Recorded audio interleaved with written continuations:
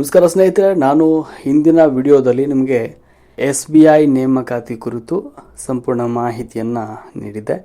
ಈ ಒಂದು ವಿಡಿಯೋದಲ್ಲಿ ನಾನಿವತ್ತು SBIನ ಅರ್ಜಿ ಸಲ್ಲಿಸೋದು ಹೇಗೆ, ಆ ಹುದ್ದೆಗಳಿಗೆ ಅರ್ಜಿ ಸಲ್ಲಿಸೋದು ಹೇಗೆ ಅನ್ನೋದ್ರ ಬಗ್ಗೆ ಒಂದು ಸಂಪೂರ್ಣ ಮಾಹಿತಿಯನ್ನು ನಾನು ಇವತ್ತಿನ ವಿಡಿಯೋದಲ್ಲಿ ಕೊಡ್ತಾ ಹೋಗ್ತೀನಿ.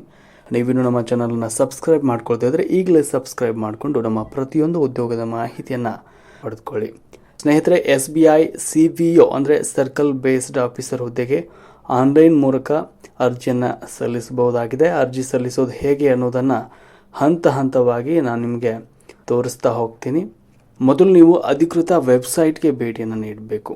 ಮೊದಲು SBIನ ಅಧಿಕೃತ ಕೆರಿಯರ್ ಫೇಜ್ಗೆ ಹೋಗಿ ಅಲ್ಲಿ ಜಾಯಿನ್ SBI ಮೆನ್ಯೂನಲ್ಲಿ ಕರೆಂಟ್ ಓಪನಿಂಗ್ಸ್ ವಿಭಾಗವನ್ನು ಕ್ಲಿಕ್ ಮಾಡಬೇಕಾಗತ್ತೆ.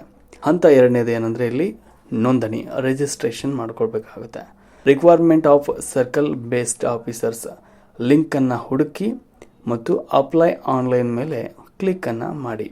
ಹೊಸ ವಿಂಡೋ ತೆರೆದಾಗ ಮೇಲ್ ಕಾಣುವಂಥ click here for new registration ಬಟನನ್ನು ಕ್ಲಿಕ್ ಮಾಡಬೇಕಾಗುತ್ತೆ. ನಿಮ್ಮ ಹೆಸರು, ಮೊಬೈಲ್ ಸಂಖ್ಯೆ ಮತ್ತು ಇಮೇಲ್ ಐಡಿಯನ್ನು ನಮೂದಿಸಿ. ಆಗ ನಿಮ್ಮ ಫೋನ್ಗೆ ರಿಜಿಸ್ಟ್ರೇಷನ್ ನಂಬರ್ ಮತ್ತು ಪಾಸ್ವರ್ಡ್ ಬರುತ್ತೆ. ಮೂರನೇ ಹಂತ, ಇಲ್ಲಿ ವಿವರಗಳನ್ನು ಸಂಪೂರ್ಣವಾಗಿ ಭರ್ತಿ ಮಾಡಬೇಕಾಗುತ್ತೆ. ಅಂದರೆ ನಿಮ್ಮ ತಂದೆ ತಾಯಿಯ ಹೆಸರು, ವಿಳಾಸ, ಹುಟ್ಟಿದ ದಿನಾಂಕ ಮತ್ತು ಕ್ಯಾಟಗರಿ ಎಲ್ಲ ಮಾಹಿತಿಯನ್ನು ಸರಿಯಾದ ರೀತಿಯಲ್ಲಿ ತುಂಬಬೇಕಾಗುತ್ತೆ. ಅದಾದ ನಂತರ ಸರ್ಕಲ್ ಸೆಲೆಕ್ಷನ್. ಇಲ್ಲಿ ನೀವು ಕೆಲಸ ಮಾಡಲು ಬಯಸುವ ಸರ್ಕಲ್, ಉದಾಹರಣೆಗೆ ಬೆಂಗಳೂರು ಸರ್ಕಲ್ ಮತ್ತು ಭಾಷೆಯಲ್ಲಿ ಕನ್ನಡ ಅಂತ ಆಯ್ಕೆ ಮಾಡಬೇಕಾಗುತ್ತೆ.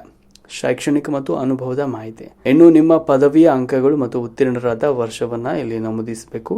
ಅತಿ ಮುಖ್ಯ ಏನಂದರೆ ನಿಮ್ಮ 2 ವರ್ಷಗಳ ಬ್ಯಾಂಕಿಂಗ್ ಅನುಭವದ ವಿವರಗಳನ್ನು, ಅಂದರೆ ಸಂಸ್ಥೆಯ ಹೆಸರು, ಯಾವ ಹುದ್ದೆಯಲ್ಲಿ ಕೆಲಸ ಮಾಡಿದ್ದೀರಿ ಮತ್ತು ಎಷ್ಟು ಅವಧಿಯವರೆಗೂ ನೀವು ಕೆಲಸ ಮಾಡಿದ್ದೀರಿ ಅನ್ನೋದ್ರ ಬಗ್ಗೆ ಮಾಹಿತಿಯನ್ನು ಇಲ್ಲಿ ಭರ್ತಿ ಮಾಡಬೇಕಾಗುತ್ತೆ.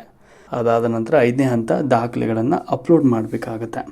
ಫೋಟೋ ಮತ್ತು ಸಹಿ ನಿಗದಿತ ಗಾತ್ರದಲ್ಲಿ ಅವುಗಳನ್ನು ರೆಡಿ ಮಾಡಿ ಅಪ್ಲೋಡ್ ಮಾಡಬೇಕು. ID ಪ್ರೂಫ್, ಇಲ್ಲಿ ಆಧಾರ್ ಕಾರ್ಡ್ ಅಥವಾ ಪ್ಯಾನ್ ಕಾರ್ಡನ್ನು ನೀವು ID ಪ್ರೂಫ್ ಆಗಿ ಅಪ್ಲೋಡ್ ಮಾಡಬೇಕಾಗುತ್ತೆ. ಜೊತೆಗೆ ವಯಸ್ಸಿನ ಪುರಾವೆ, ನಿಮ್ಮ 10th ಮಾರ್ಕ್ಸ್ ಕಾರ್ಡನ್ನು ಇಲ್ಲಿ ಸ್ಕ್ಯಾನ್ ಮಾಡಿ ಅಪ್ಲೋಡ್ ಮಾಡಬೇಕಾಗುತ್ತೆ. ಜೊತೆಗೆ ಅನುಭವದ ಪತ್ರ, ನಿಮ್ಮ ಹತ್ರ ಎಕ್ಸ್ಪೀರಿಯನ್ಸ್ ಸರ್ಟಿಫಿಕೇಟ್ ಇದ್ದರೆ ಅದನ್ನು ಕೂಡ ಸ್ಕ್ಯಾನ್ ಮಾಡಿ ಅಪ್ಲೋಡ್ ಮಾಡಬೇಕಾಗುತ್ತೆ. ಕೊನೆಯದಾಗಿ ಬ್ರೀಫ್ ರೆಸ್ಯೂಮ್, ನಿಮ್ಮ ರೆಸ್ಯೂಮ್ PDF ಅನ್ನು ಕೂಡ ಇಲ್ಲಿ ಅಪ್ಲೋಡ್ ಮಾಡಬೇಕಾಗುತ್ತೆ. ಇನ್ನು 6ನೇ ಹಂತ, ನೀವು ಅರ್ಜಿಯನ್ನು ಸಬ್ಮಿಟ್ ಮಾಡುವ ಮುನ್ನ ಎಲ್ಲ ಮಾಹಿತಿ ಸರಿಯಾಗಿದೆಯಾ ಅಂತ ಒಮ್ಮೆ ಪರಿಶೀಲಿಸಿ ಅದಾದ ನಂತರ ನೀವು ಅಪ್ಲೈ ಮಾಡ್ಬೋದು.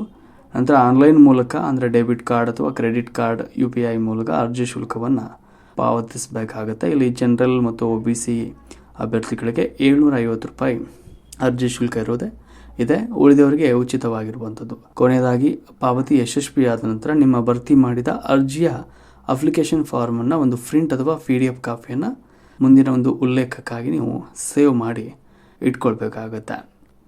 ಇಲ್ಲಿ ಇನ್ನೊಂದು ಗಮನಿಸಬೇಕಾದ ಅಂಶ ಏನಂದರೆ, ನೀವು ಅರ್ಜಿ ಸಲ್ಲಿಸಲು ಗೂಗಲ್ ಕ್ರೋಮ್ ಅಥವಾ ಮೈಕ್ರೋಸಾಫ್ಟ್ ಎಡ್ಜ್ನ ಇತ್ತೀಚಿನ ಆವೃತ್ತಿಯನ್ನು ಬಳಸಿ.